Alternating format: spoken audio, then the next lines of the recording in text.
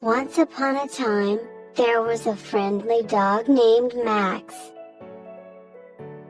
Max was a mixed breed, with soft brown fur and big, floppy ears. He lived in a cozy little house with his loving owner, a kind woman named Sarah. Max loved nothing more than going on walks with Sarah. Every day, they would explore the nearby park, playing fetch and running around in the sunshine. Max was always so happy when he was with Sarah.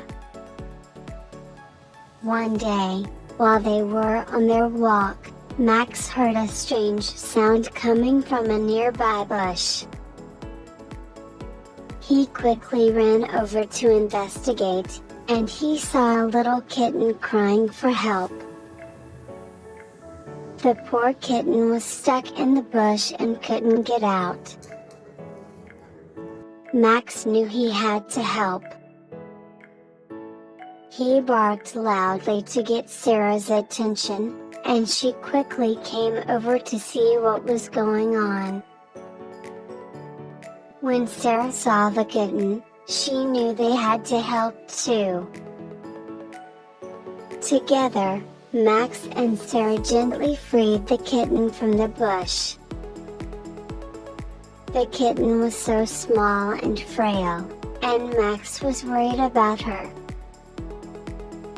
He crawled up next to her and licked her gently, trying to make her feel better. Sarah knew they couldn't leave the kitten alone, so she took her home with them. Max was so happy to have a new friend to play with.